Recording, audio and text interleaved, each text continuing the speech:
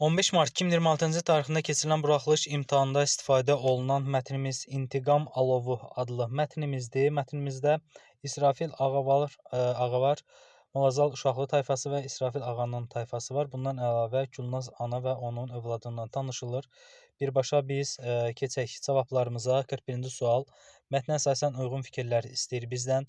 İsrafil ağanın Molazal uşağı tayfası ilə ədavəti var idimi? Bəli, var idi. Biri 1 olacaq düzgün cavabımızın.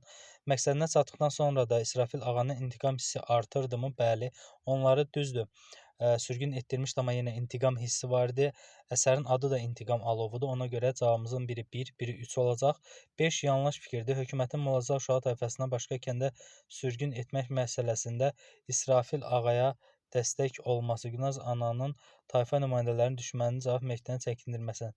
Gülnaz ananın tayfa nümayəndələrini düşmənin cavabını verməkdən çəkindirməsi var idi, amma hökumətin ona dəstək olub-olmaması deyilən bir şeydə biz rastlaşmırıq. Cavabımız olar 1-3-5.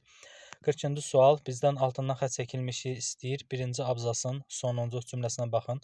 Lakin o məğlubiyyətdən qorxur, cavanlarının güclə ipini çəkirdi, yəni onu güclə nəzarət altında saxlayırdı mənasında olacaq. 1. Yaşlı adam atı çətinliklə cilovladı və damın altındakı dirəyə bağladı. Cilovlamaq nəzarət altına almaqdır. Amma digərlərinə baxaq. Uşağın vaxtı ikən cilovunu bərk yığışdır, sonra gec olar. Uşağa nəzarətdən danışılır. 2. Məryəm buradakı uşaqları güclə öz nəzarətində saxlamaq. 2, 3 və 4-ə baxsaq, öz qardaşın olsa da başında qoz sındıracaq, onu da intizama dəvət edəcəksən. 2, 3 və 4 düzgün cavabımız olur.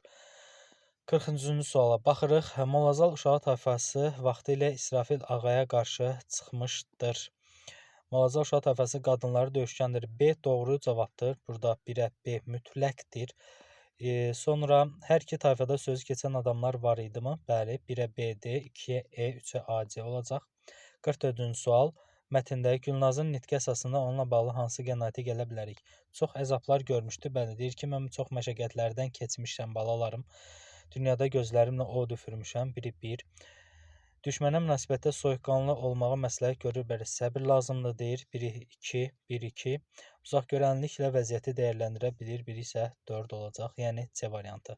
45-ci sual. Əvvəlində rəqəm yazılan hansı cümlələr mətndən çıxarsaq, məntiqi ardıcıllıq deyir, pozulmaz istəyir bizdən. 2-yə baxsaq, bu tayfanın gəlib torpağına sığındığı kəndin cəmaatından da silaha sarılanlar oldu. Biz bunu çıxarsaq heç nə dəyişmir. 3-ü və 4-ü də cümlədən biz çıxarsaq dəyişmir, amma 5-də müəyyən qədər çatışmazlıq yarana bilər. Mətndə 46-cı sual. Mətndə tün qara hərflərlə verilən cümlələrin mətnin üslubuna uyğun zənginləşdirsək, biz nələr yaza bilərik? At ayaqları yeri döyəsləyirdi, yerin sinəsini döyəsləyirdi yaza bilərik. Məcazi mənada və ya toz duman qalxmışdı, toz duman göyə dayanmışdı, ərşə dayanmışdı, ətrafı ağuşuna almışdı. Yəni qısaca məcazi mənalı hər hansı bir söz və ya birləşmə artıra bilərik. 47. Mətndə əvvəlində işarə qoyulmuş sözlərin mənalarını istəyir. Bir qədər asan sual tiplərindəndir. Səngimək yavaşmaqdır və azalmaq mənası var. Üçbucaq işarəsinin qarşısında bunu yaza bilərik. Təlatüm qarışıqlıq yarandı. Ola bilər. Və qarışıqlıq canlanma da ola bilər, həyəcan da ola bilər. Məşəqqət isə zəhmətlərdən, əzablardan, əziyyətlərdən də ola bilər. Bunlardan birini yazsaq doğru cavab ala bilərik. Növbəti sualımız 48-ci sualdır ki, nöqtələrin yerinə nə yaza bilərik?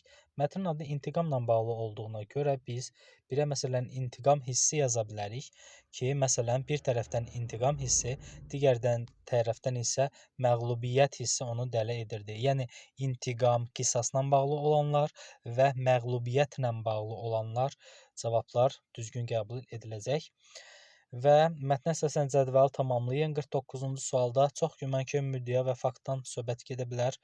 Yəni cədvəli 49-cu sualda cavab kartında olur.